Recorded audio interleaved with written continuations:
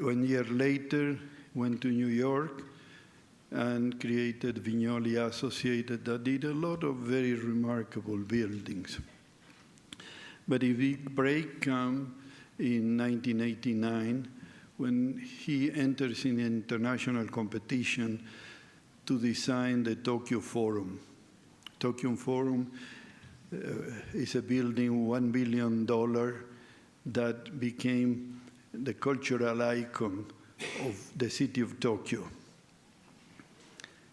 And there is where the connection for Grand Rapids comes. And you will say Tokyo and Grand Rapids, but the truth is that at the same time, 1995, we start organizing the Van Andel Institute.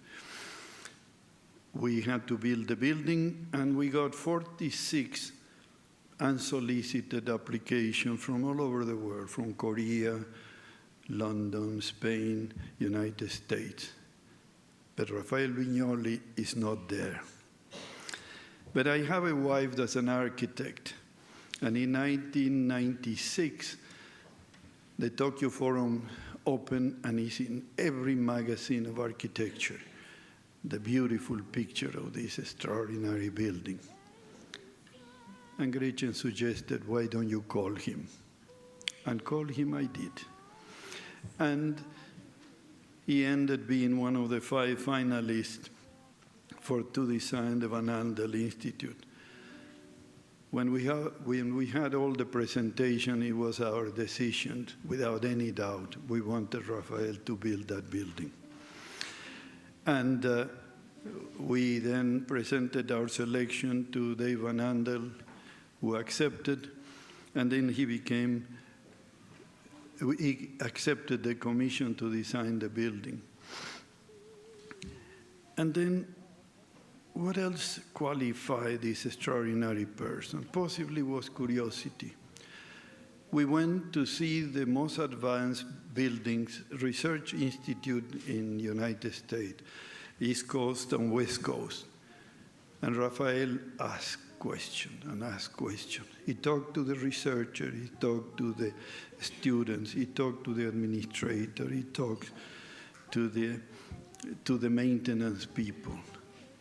And that was one of his characteristics. But it's another thing that distinguishes that kind of people. It's enormous work capacity. Rafael sleeps a few hours, is the first to arrive at his office, the last to leave, and drive everybody crazy with his schedule. His wife sometimes subtract him and take him for short vacations.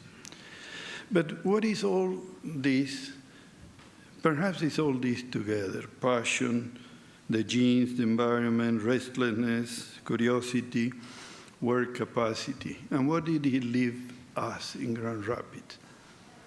He left us the Van Andel Institute, that is a remarkable center where the researchers are in communion with nature, can see the sun in the summer, the snow in the winter, while they are doing what they were there to do, to create and find the intricacies of the mysteries of the world of science and cure of disease. To the city, he left this fantastic building that is a testimony of the vision of the leaders that were here when that was done. And to me personally, he left a very dear friend who admired the creative talent of this man, Rafael Vinoly.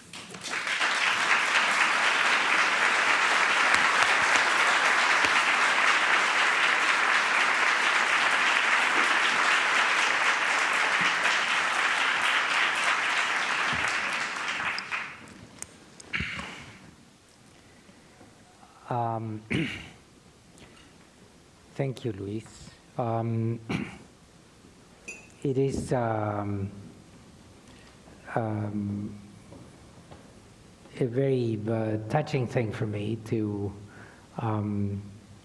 hear a quick story of my life so precisely and so profoundly presented to you, and as a spectator, I'm totally amazed by the generosity of this introduction.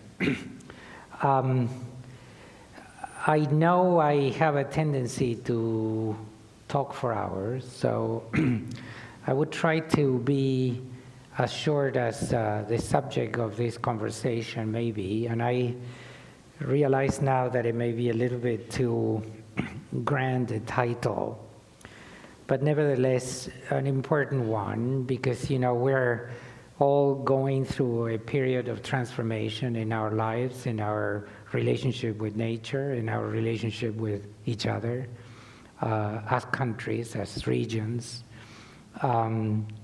defining a future that it is essentially under threat, and with the hope and the expectation that we're capable of engineering again a renaissance for our mankind.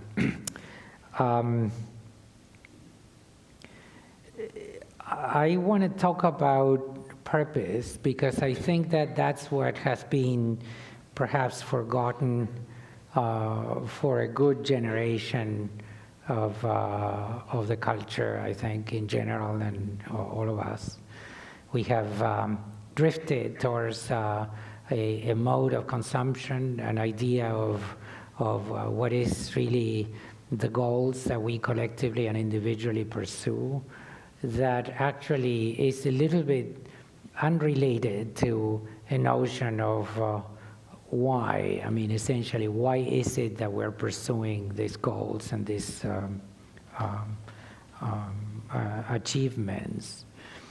And I think that a signal or a call for going back to really thinking about why is it that we do what we do, it is an important thing. And in architecture, as one minor but nevertheless quite significant representation of this conflict, we have been for too long involved in what I would call the exercise of consumption of form. I mean, just basically what you see today in the culture of architecture and the visual culture in general.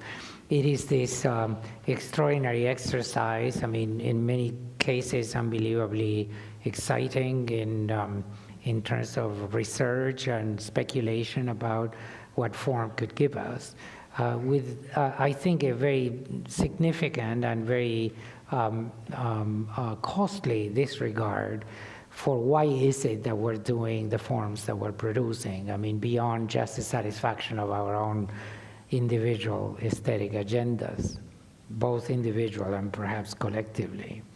The work that I am trying to synthesize in this short presentation is precisely about a diversity that can only be explained by an underlying thread in the production, which is essentially concentrated on this search for being true to the purpose of the work. I will start with a series, a very short series of images of disparate projects, which are all under the category of civic space, simply because it would give us, this is an introduction to something that I think has become one of the passions of my professional career and a center for my own personal interest and the application of resources of our office, which is the work on the spaces of science, something that I owe more than 100% to Luis Tomatis, because thanks to Gretchen, he did call me, and I had absolutely no idea what he could do or want, or, I had never touched this building type, and enabled me to go, yes, with curiosity, and yes, with a certain reverence for the intellectual work that scientists in research do, exploring a building type that at that time was very much out of context. I mean, you know, this is the time, I think just recently passed, in which unless you had a couple of museums in your portfolio, you were not a first-class architect.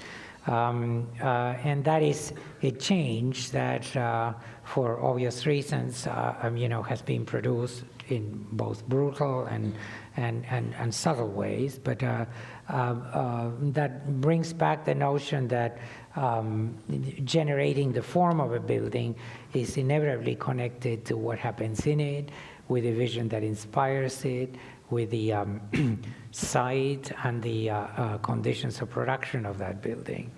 So I will start quickly through a series of images, which, as I said before, are all connected to this idea of public space, and they are all connected to pointing out how these images respond to a very specific idea of purpose. Purpose, by the way, I don't see it as being a supplement or a synonymous for the idea of function.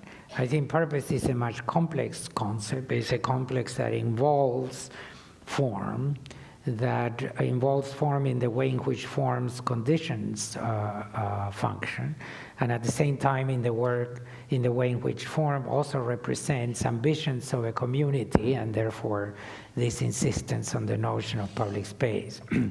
So I'll show you quickly 5 or 6 projects that are in our portfolio from before that actually generate, as you'll see in this short introduction, a series of images that are pretty striking, that are very iconic and symbolic, but in reality they have to do fundamentally with how the combinatory possibilities of a problem get solved in architectural form.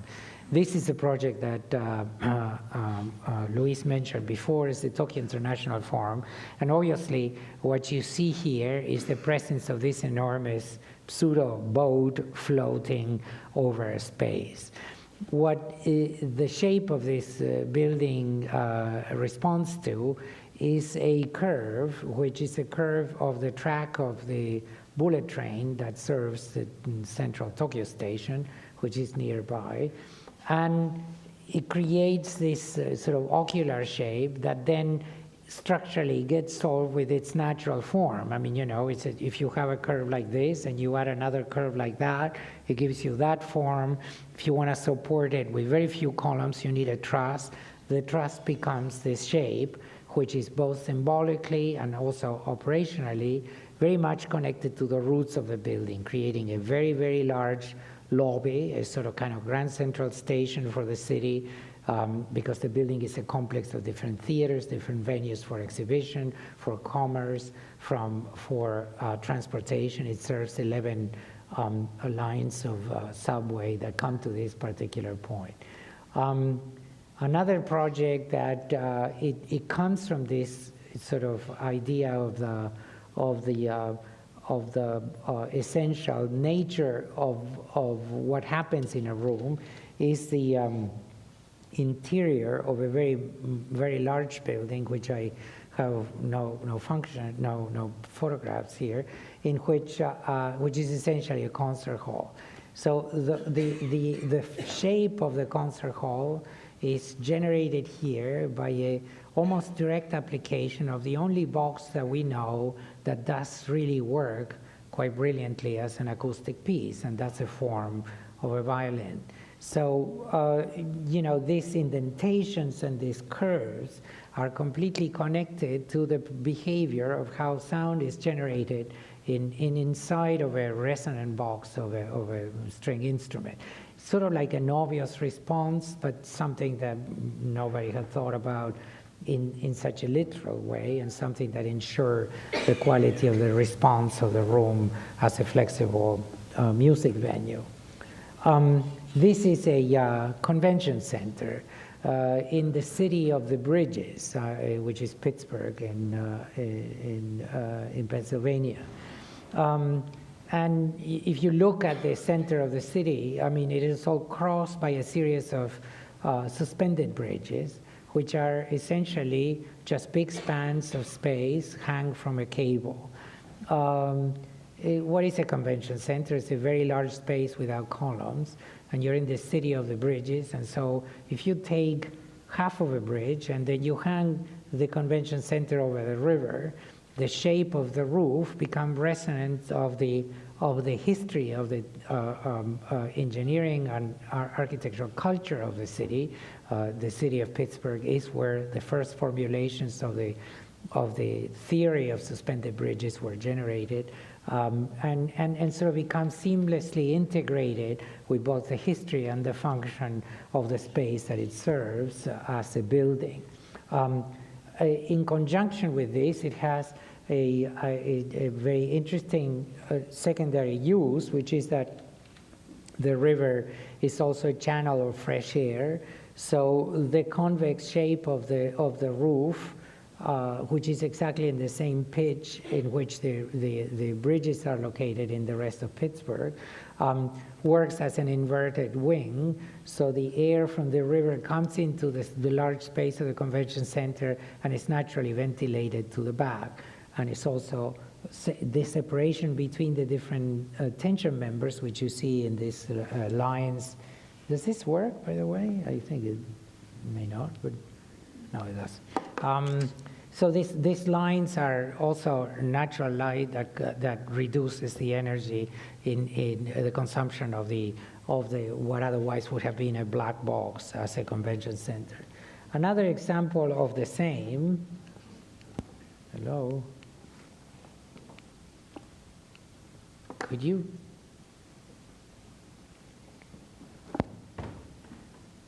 Yeah, is a small museum for the University of Duke in North Carolina, and this is a building type that has always been tortured by architects that are creating spaces that are very difficult or taxing for the exhibition of art and so on. And in talking to the curators, I mean, it became obvious that there was no need for really doing anything other than taking the program, essentially the different sizes of galleries, and deploying them in a particular way without necessarily trying to create a special condition for the art displayed rooms, but those remain totally neutral, rectangular, anonymous, so you can change them and so on. And then the interesting space is the central space, because the building is in a slope. Each building generates an element of support that hangs into this that supports the central glaze space, that works as a canopy for the use of the students and people coming to visit Duke University, that then have all of these openings of does this work or no? What? Point about the podium. Okay, well, there you go.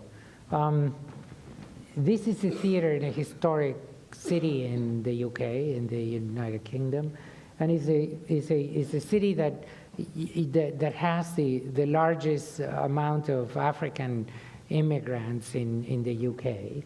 And the notion of theater in the British essentially are like the leading force in the evolution of theater, but there is a completely different condition on how people in Africa work in representing or sort of acting in the theater. It is a much more populous and embracing activity in which the back of the house, so to speak, is not hidden. And what this building is basically this essential simple envelope of glass around two forms. You'll see here one, which are two theaters confronting each other. The stage is on the sidewalk, essentially it's on the same level in which you enter, and the stage has a flexible box that recedes up in the roof and allows you to see from the street how the preparation, the rehearsals, and the building of the stage designs and so on occurs in the city. So it makes the whole activity of the theater not be behind a screen at a dead condition during the day, and the building becomes also a plaza, so the cafes of the building open into the space of the public realm, essentially the plaza. This is a project for the Museum of Art in Cleveland Museum of Art. It's as I was saying today, it's a counterpoint between two very distinct buildings that are transitioned by this sort of, if you can see in the way in which the facade is treated, the facade dilutes, changes in density of these horizontal lines, negotiating exactly the transition between two different buildings of two different moments in the development of architecture, the 1980s and the initial part of the last century. So the building becomes a place which essentially follows the curvature of the street that bounds the site and create these niches where galleries that are very fluent and very, very flexible sort of develop longitudinal. And just to finish this reference, this is a building that it is now being built in London. It's not the tall building, it's the building in the center, this sort of shape that looks like if it was a walkie-talkie. As a matter of fact, it's called a walkie-talkie in London. And it's a building that starts, and you can see it's a very, very impressive shape. It's very sculptural. But what it is essentially an extrusion of the traces of the medieval streets in this side, particularly in the center of the city of London. So because the site is so cramped, British have the ideas that they're building high-rise buildings, but the tallest building there is 48 stories, which is nothing compared to what happens in New York. And essentially, the building is based on this idea. Normally you make a building that is fat at the bottom and thin at the top because the structural conditions of this shape are better served by a wide base and a thin top.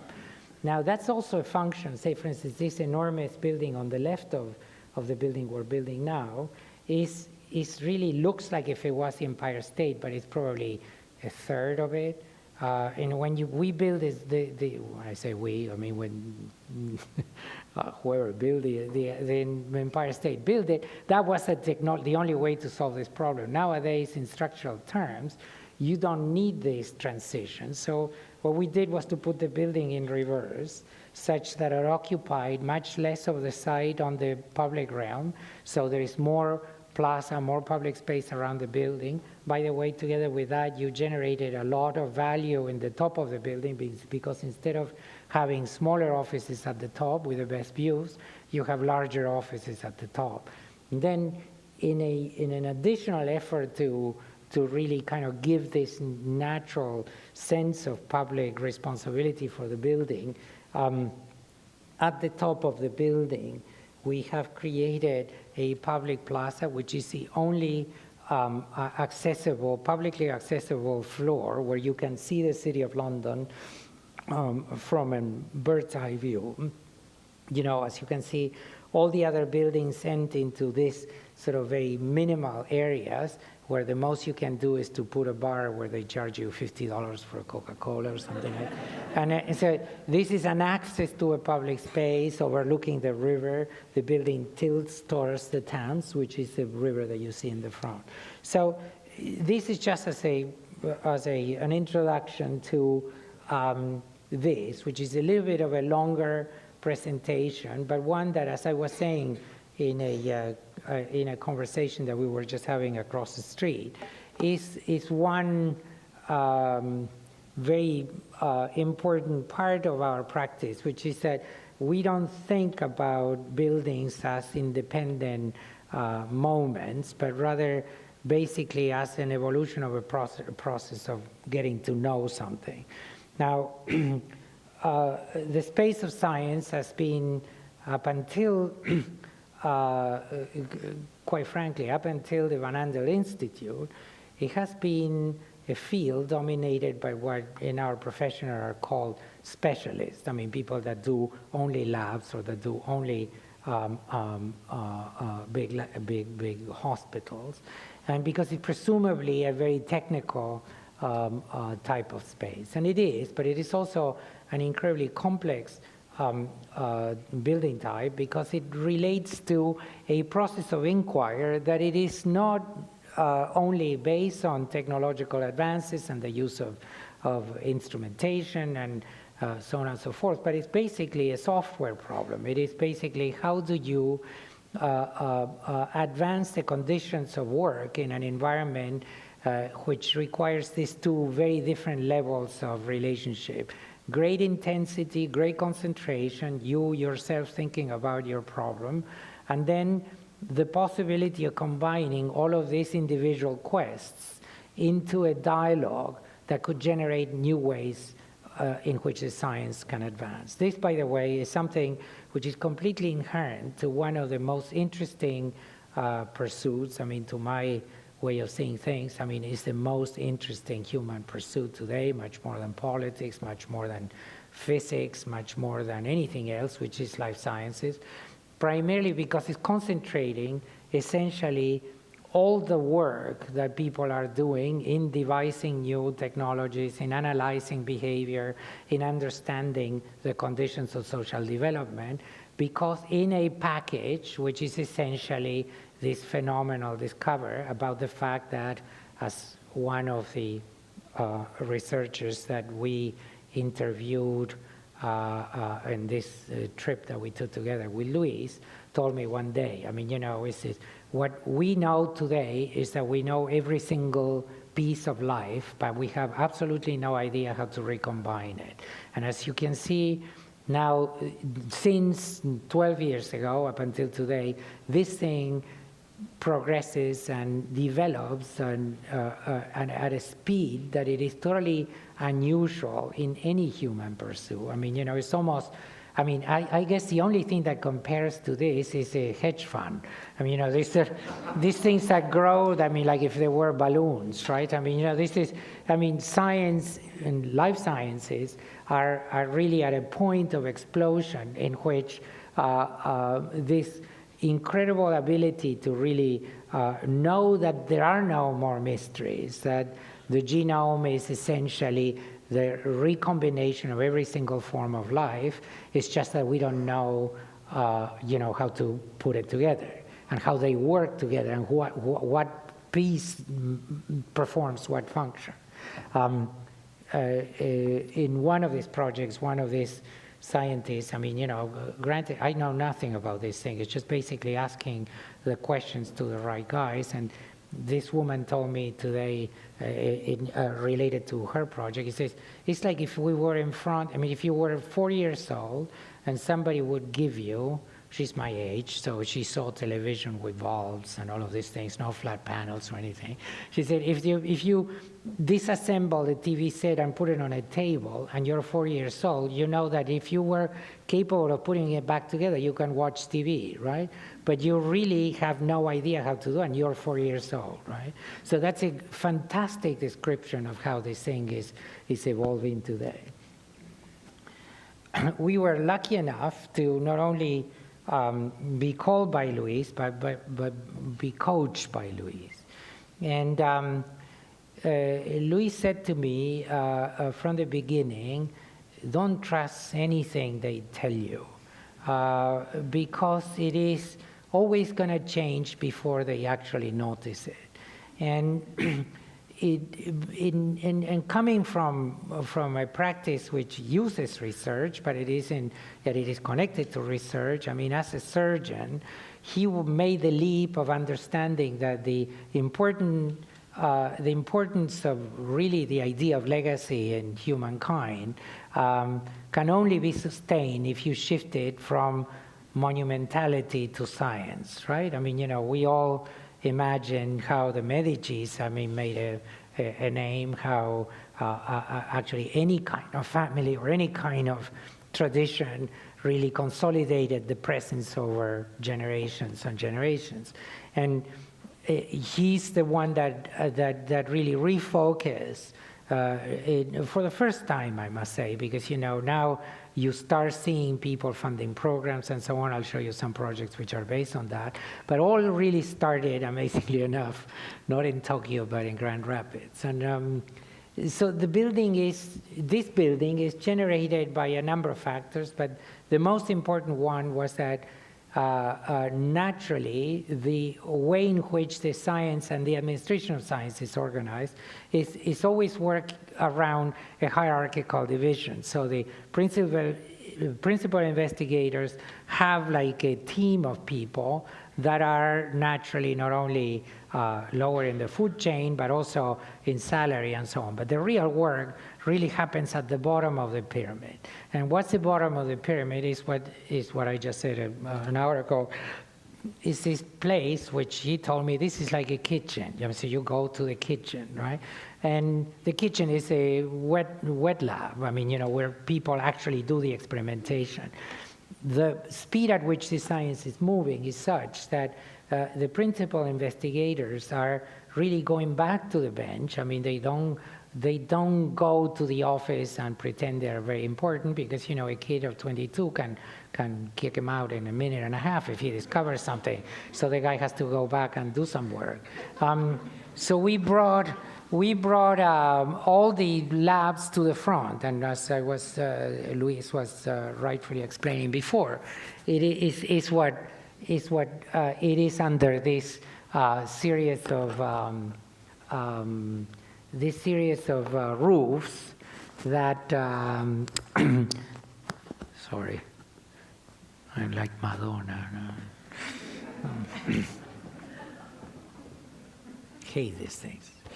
Anyway, so this connection with nature, and then it sort of gave a chance to develop another series of themes which are more poetic, like the idea that the rapids are reproduced by the building, its integration with the hill, the ability that in this sort of stepping up of the section, we could create a large space for integration with the community, art exhibits, and also the famous interactivity between the scientists.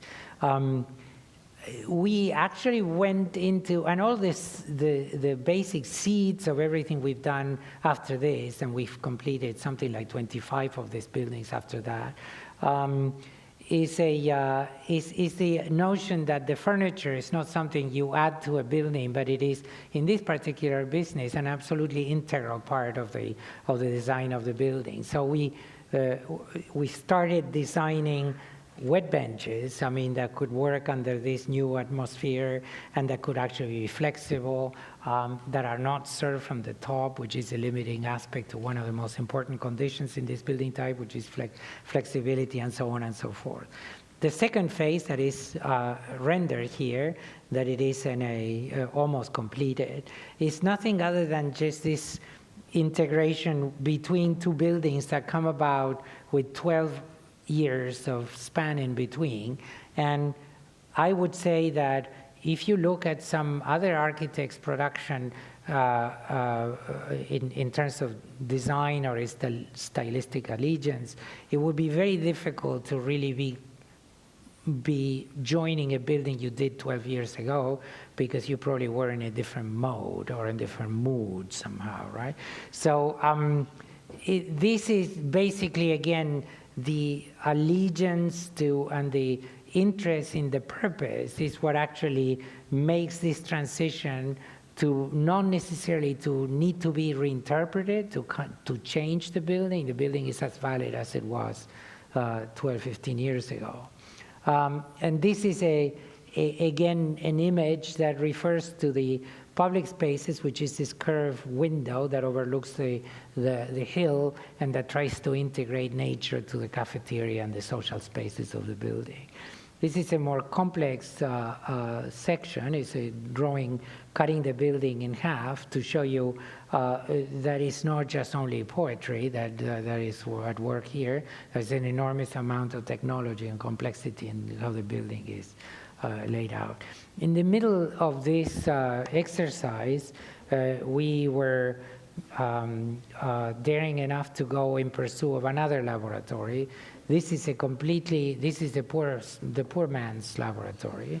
It's a project for the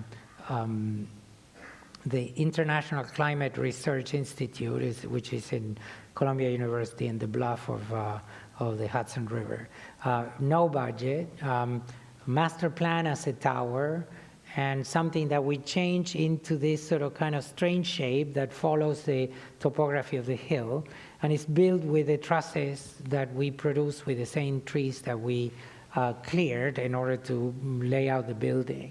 And one of the important decisions in here is that you can see the building integrates with nature, and we chose to shift from the budget of the building a very substantial component of it towards something which was essentially completely unrelated to our job, which was the acquisition of a very large supercomputer that it is, as you know, one of the fundamental tools to predict weather and to work with weather prediction. So the building reduced by itself its own budget in order to really, so this modest look, which as you can see is all done in a very simple wood truss, it is generated by this original decision, which is a decision in almost in economic terms. If you have this much money, why don't you spend this into the in the line item that you really need, and we can do something which is equally attractive and interesting and so on, without necessarily having to spend a lot of money. For Princeton University, we did a project. This is our first genomic institute for Princeton. It's a building that is essentially, that has an enormous architectural presence. I mean, you know, the master plan called for a curve on this edge. But the real building is made out of three elements. If you can see behind the curve, there are two rectangular objects. Those are undefined laboratory spaces around one space, pretty much like the curve on the Van Andel Institute, that holds a space which is undefined, which is a space to just basically lounge. At that time, Princeton had a very restrictive idea of how to run the provision of food for the students. We fought long enough to try to bring some food into this thing. This has become like the center of activities for all the scientific quarter that has mathematics across the street, a series of biology departments to the north, and the chemistry department. And so the wall that you see on the upper left corner is basically one of the edges of the labs. And in the center, there is this space that essentially is overlooking the campus, but it's also facing south. So what this does is just we created this series of what do you call these things? Brisolates. I mean, these sort of louvers that are controlled by a very simple computer system that actually follows the direction of the sun, and so the ambience inside of the central space changes with the seasons and with the change in light, and also can create a sense of privacy or openness, because the idea here was that the science was going to be exposed to the university. And this is what you see when you see it at night. During what they call the P-rate, which is the first day of this, commencement ceremony, these louvers shut down, and from outside of the building you can make projections, and people gather around this and look at movies and so on. Another project that is subsequent to that is a project in which Penn State University has 2 campuses divided by a very large street, a very well circulated, very busy street. And our job was to do a building on one side of it. In the middle of the development of this project, there was yet another accident on the road, students crossing, and the president asked us to make a bridge to solve that problem between our building and the building on the other side. And so the name of the building is the Center for Information Technology.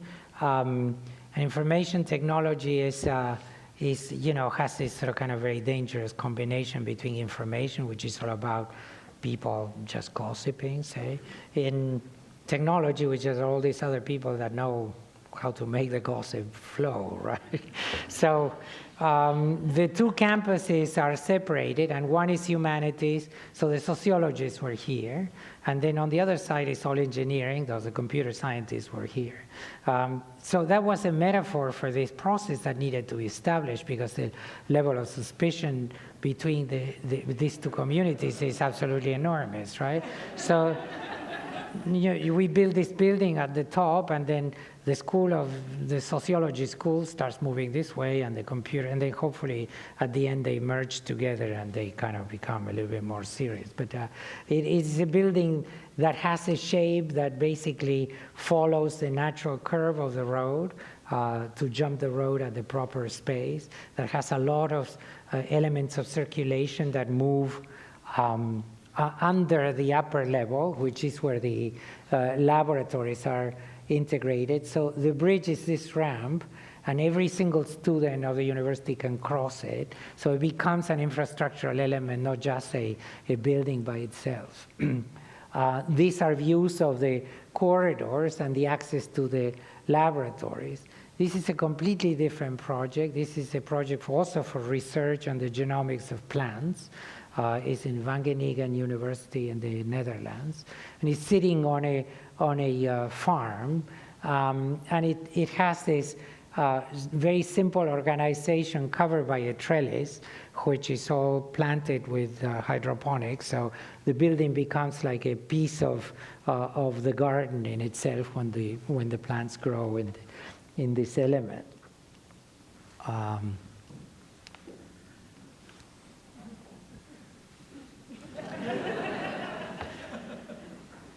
So students access, I mean, so the farm remains unpolluted, untouched, and you enter the building, and then as you enter the building, you find a space in the center of the building, which is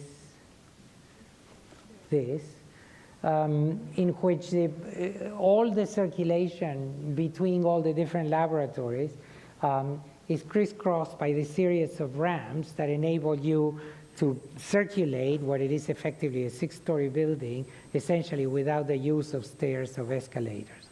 This is an idea that, as you'll see, gets repeated further on, because we are of the firm belief that vertical structures or high-rise structures in research diminish this possibility of people interacting together and finding and having impromptu conversations. I mean, that's really the source when you talk to the scientists in which the best ideas occur. I mean, that's the reason why food is so important in these buildings, why a proper access to facilities and conference rooms, I mean, that is common and available to the rest of the community, really do work very well.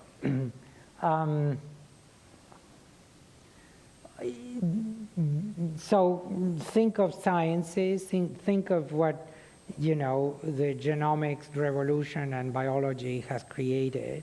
Among other things, it has created this absolutely shifting the paradigm of human quest, which is that all our cultures, since the initial steps of the human race, has been about utilizing materials that we found, right? So we found wood, earth, fire, the elements, and then we constantly recombine something that exists.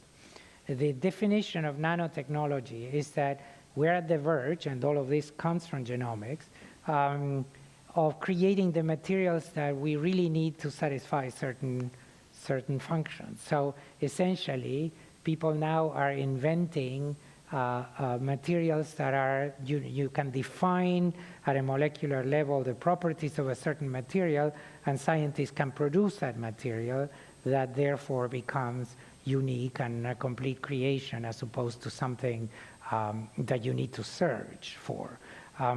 The unbelievable implication of this is that this is such a phenomenal change, and since it's not polluted by this notion of clonism, right?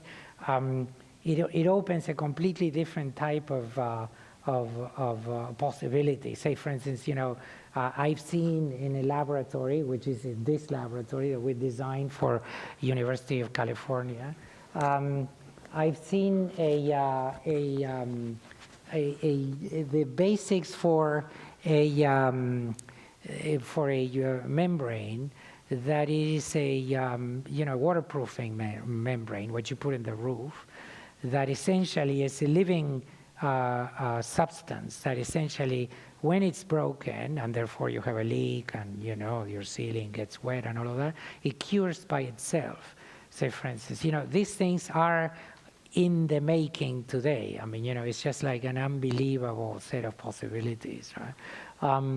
This is a project that has this form simply because there was no site to build it, and the master planners have created a site that was this wide, and again, a 16-story tall tower. And why is that? It's because, as you can see there's a parking structure here that goes underneath the building, actually that was there before. And as you know, in California, parking is like motherhood, so you cannot touch it. So we build a building over the parking, and the building is a bridge that goes in between these piers, and the bridges are also rigid, and this is a discipline in which vibration is absolutely critical.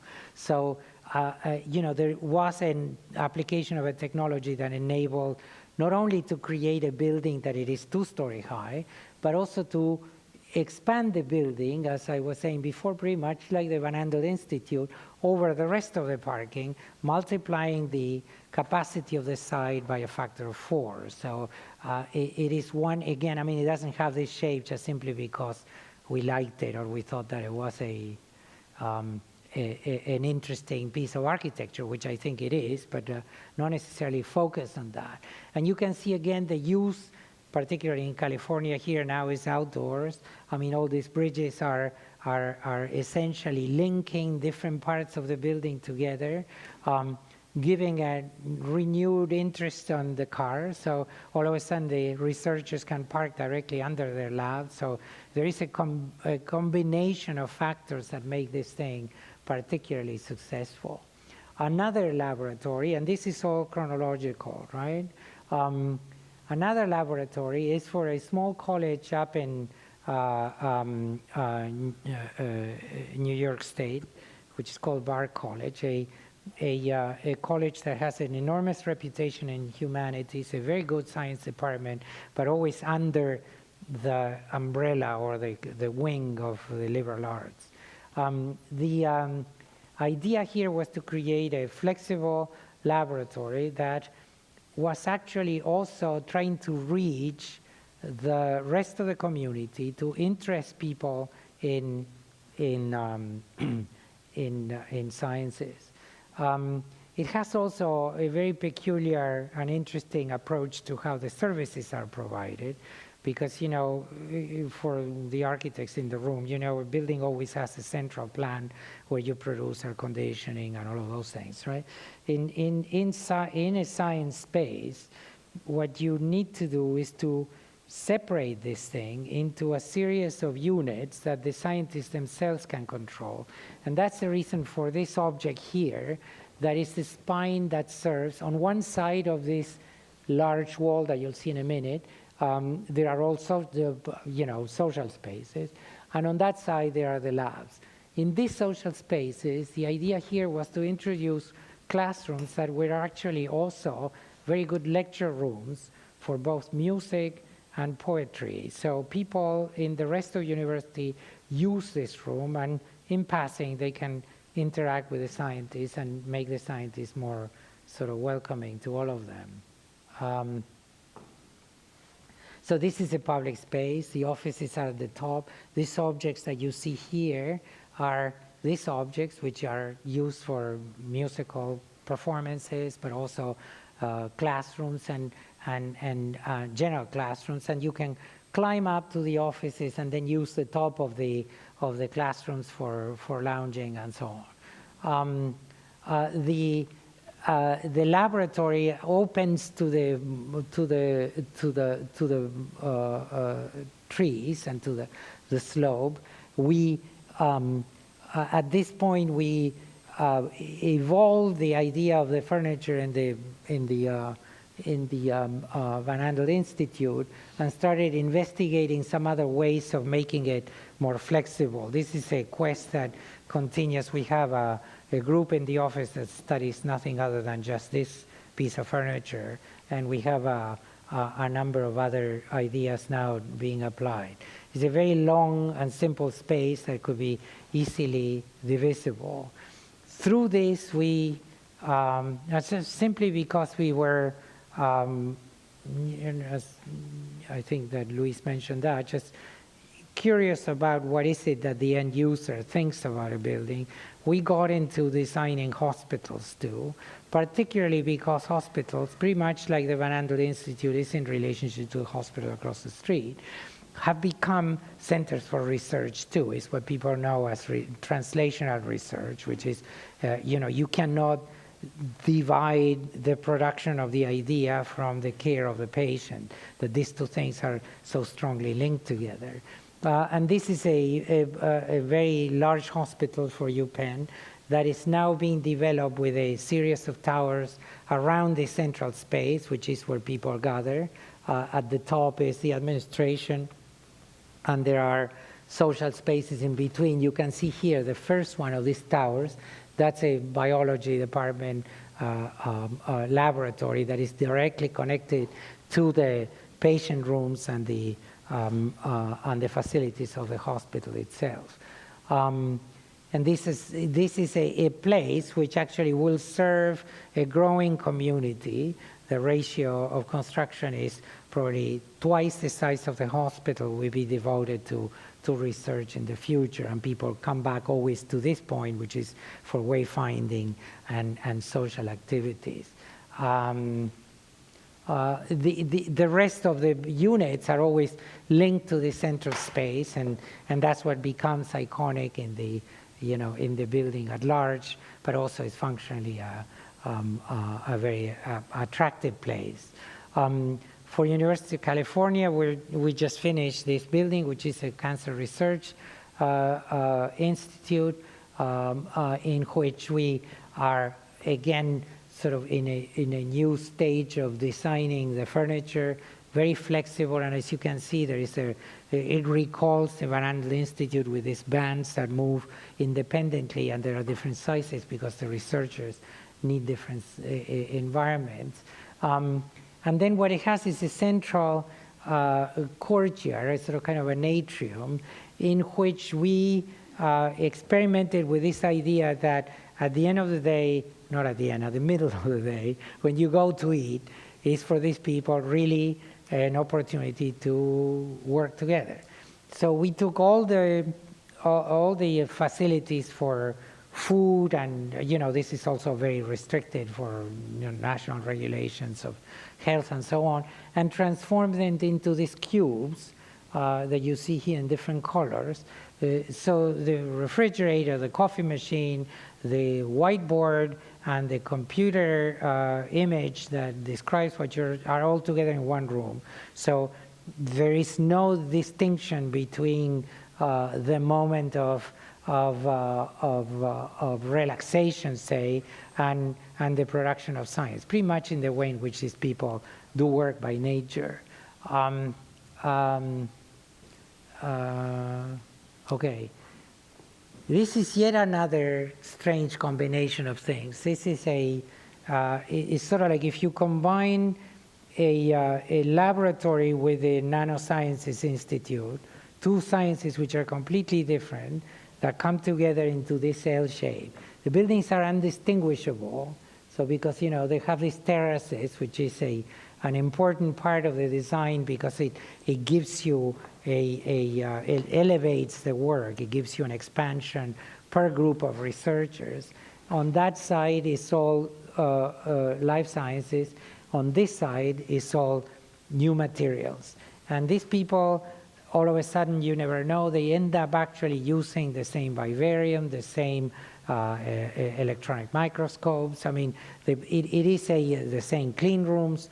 And at the center of the corner, this is the main access to Penn State, there is a museum of science, which is connected underground to the rest of the facility, a combination of two things. And as you'll see in this image on the side, it has a very large entry space in which you still have two doors. I mean, that's an institute, this is another institute.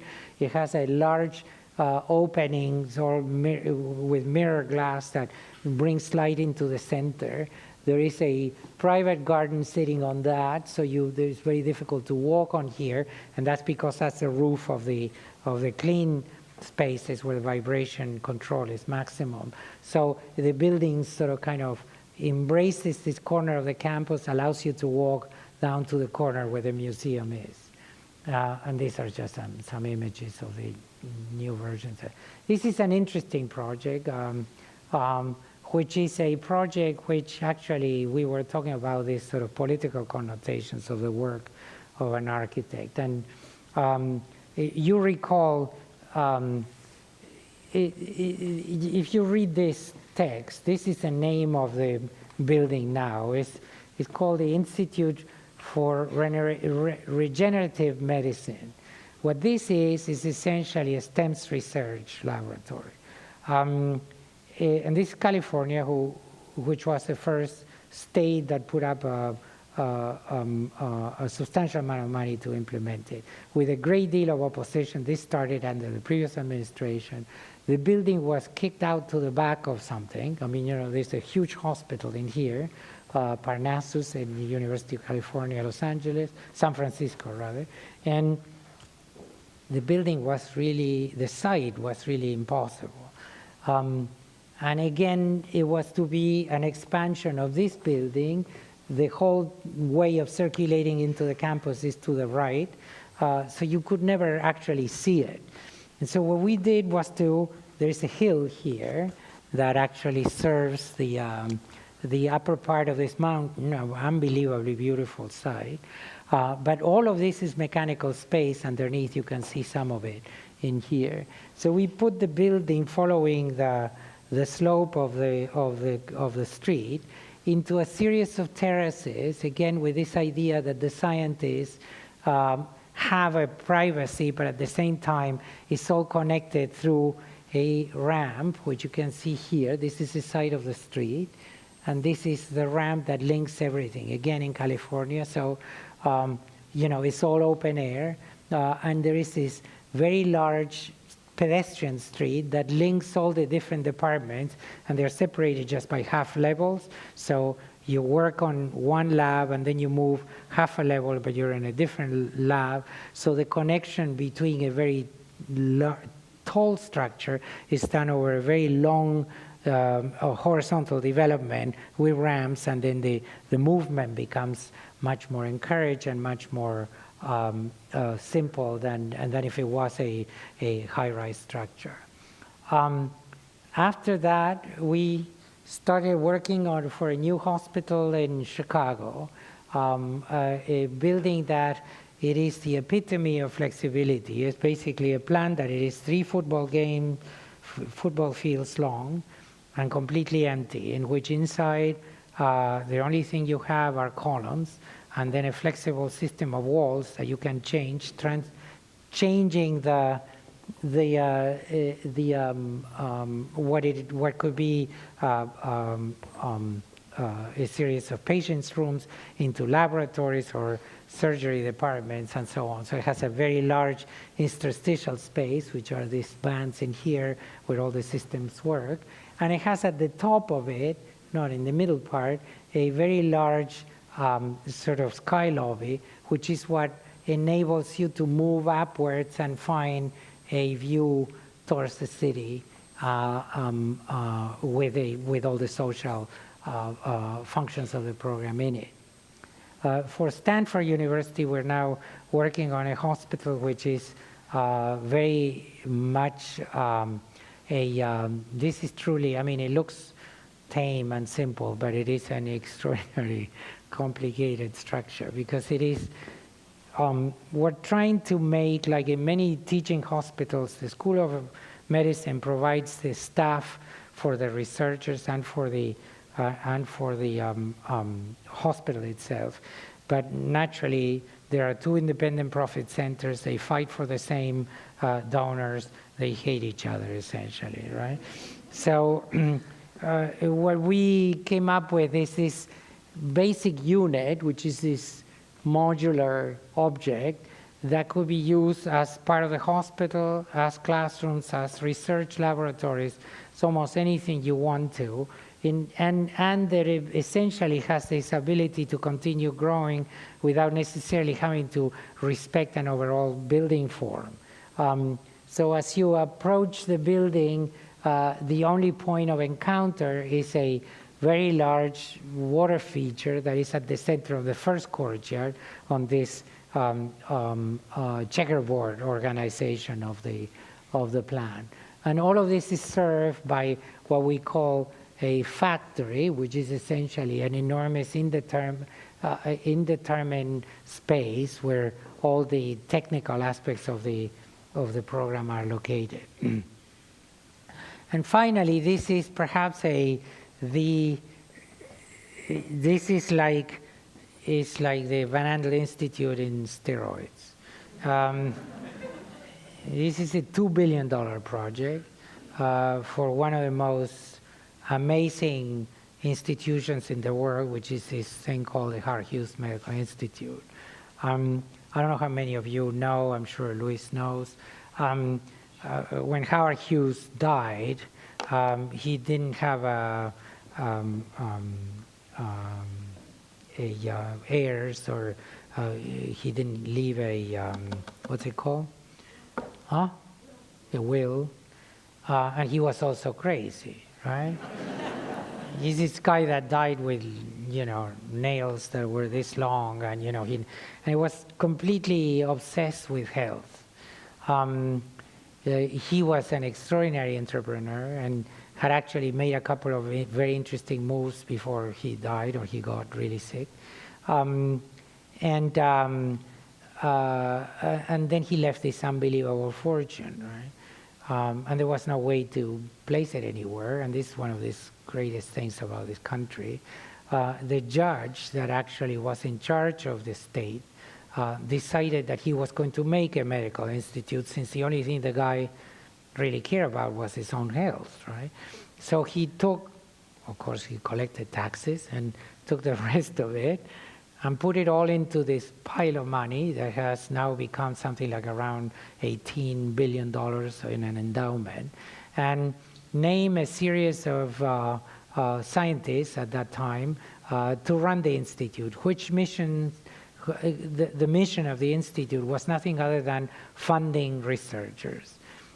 Many things happened in between. It was incredibly successful. They have 141 Nobel Prizes and all the rest of it, something like 6,000 fellows that collect money from them, and they provide the laboratory space. And then there was a mishap with the administrative thing, and some people that were not really quite kosher, as they say, were kicked out, and then they decided to go back to science, and they named both the president and the scientific director of the institute to two of the most remarkable scientists in America and in the world. One is Dr. Check, and the other one is Dr. Rubin. And both of them decided that they were going to prove that research ought not to be only associated with educational institutions, universities, nor with for-profit enterprises, that they could actually create a new model of research in which people would come to an institute in which all the facilities would be provided without tenureship and without a permanent employment. That you could come and develop a program and work in a place which is given to you. They give you houses, they give you everything. And the most remarkable part of this is that they also give you something that it didn't exist before. And this is all based on a theory that these two men have, which is that tools in research are always developed as a result of a need in the research program, right? So you need to solve this problem, you create that tool. Don't ask me whether this thing makes sense or not, but his theory is that this thing is really in reverse, that you can actually develop a tool and the tool somehow points out to new ways of understanding how things could work. And, you know, in simple terms, when I ask the same question, because it's one of these etymological things, right? So I say, so what does it mean? Well, it means that, for instance, if you have a screwdriver and your bicycle chain is off, you can use the screwdriver to put back your chain in the gear, right? And that's a way through which a tool becomes useful for some other thing. So all of this ended up with the fact that this very long structure, which is on a bluff overlooking the Potomac River, could have also a factory. And the factory is a strip that goes behind all of this, under the grass, that produces these instruments for the use of the scientists. And now the program is organized into almost the same way in which the Van Andel Institute is. In other words, the wet lab areas are in these longitudinal bands that you see under the roofs, the green roofs. And the research offices are in these pods. And these pods are completely always the same. They contain only 8 scientists. The scientists come about and they meet other people in a bunch of 8. When they come, they have to make sure that for the extent of time that they take care of one of these spots in between the gardens, which so they cultivate the gardens themselves, and the gardens give you a sense of wayfinding also, because that's your garden when you're walking inside of these places. And underneath, under this pergola and so on, there is a humongous amount of social spaces. There are restaurants, a great deal of conference facilities and so on. And in the front of it, this shape is where these 600 fellows fulfill their only obligation for the money that the Institute gives them, which is to have one conference a year in which all of them come together. So the temporary fellows, or the people that come to research, are there. The food is in between. There is a large gym in here, and the researchers come and stay there and make presentations on the rest. And all of this is not necessarily a building that it is without appeal. It's very much like a landscape structure that integrates with a topography, that has a series of spaces, as you can see here, in which you come out and overlook the river and come out into the garden. This is one of the gardens. These are one of the pods. And you can see that everybody's sort of related to each other. The stairs play a fundamental role because they're very comfortable at the top of the building over the factory and a large parking structure. There are playing fields. There are a couple of football pitches and sort of, again, part of the garden. This is, again, like the Van Andel Institute, is exposed with glass onto the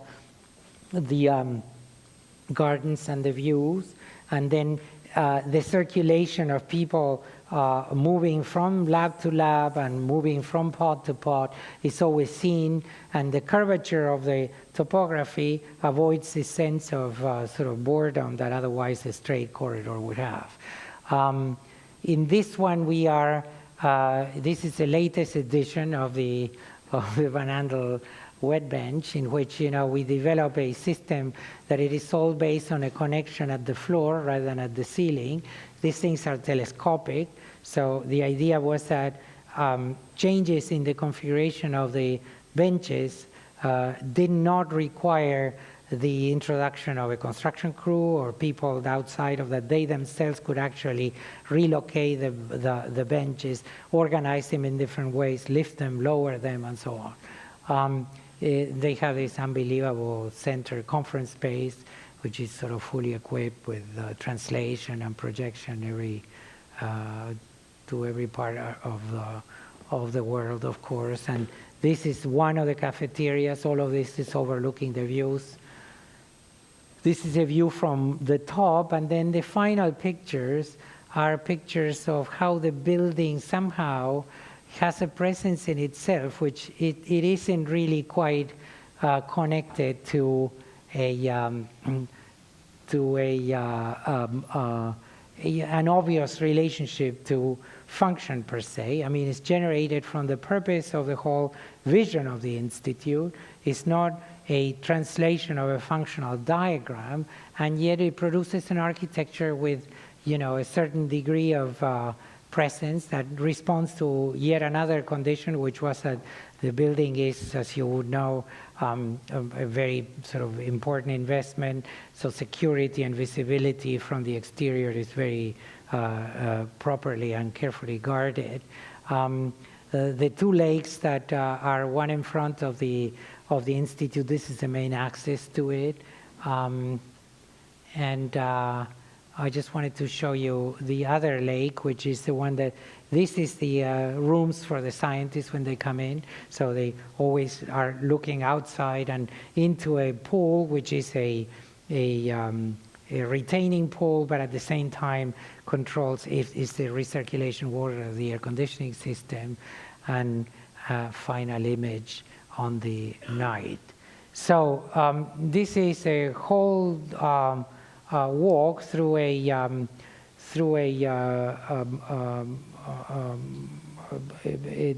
thinking process that we see as as really accompanying the evolution of the science. We are delighted that we were able to really kind of participate in this process. I should say that all of this is owed to Dr. Tomatis and the Van Andel Institute. Thank you very much.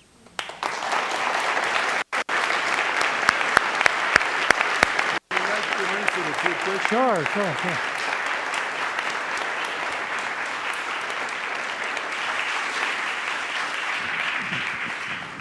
Mr. Vinoly will answer some questions. 3.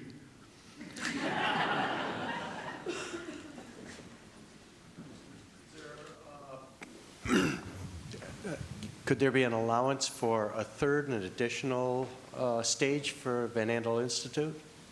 I asked David today about the availability of this is also a fascinating field, because it is one of these things in which you cannot really fake it, you know what I'm saying? I mean, either your work is valued or it is not. And, this is it's not a question of opinion. Either your work is worthwhile pursuing or not. And so this second phase is mostly, not architecturally, but I think it's really a testimony to the original idea. I can tell you that this man here on my right, was very enthusiastic. He had to put up with me telling him, how the hell are you going to get people here to work on this, right? I mean, in this science, there is no more than worldwide, the number changes, but this is all information that I got from the Howard Hughes Medical Institute. There are no more than 10,000 people that really are worth paying a salary to, right? And out of these 10,000 worldwide, there are 3,000 people where the real brains are located, right? So some of them must have landed here, otherwise it wouldn't be a second phase. So you, as a community, I think it's a testimony to the original idea, to the investment, and to George, actually, who actually was instrumental in launching the areas of the Institute in which the Institute has been so successful. It's only logical that this thing will expand. I mean, it would be really a signal that there is something not working. I mean, this is literally a building that it is endless. I mean, you know, quite frankly. So hopefully there will be a third phase. I mean, he owns a portion of land right under the second phase, to the left of the second phase. And it will be not because of the project, but primarily because of the Institute, because that means that things are going well.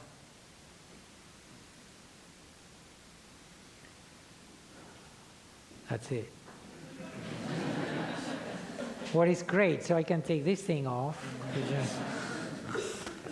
Okay, thank you so very much. much, Thank you. Rafael. Thank We you. enjoyed it. Very good.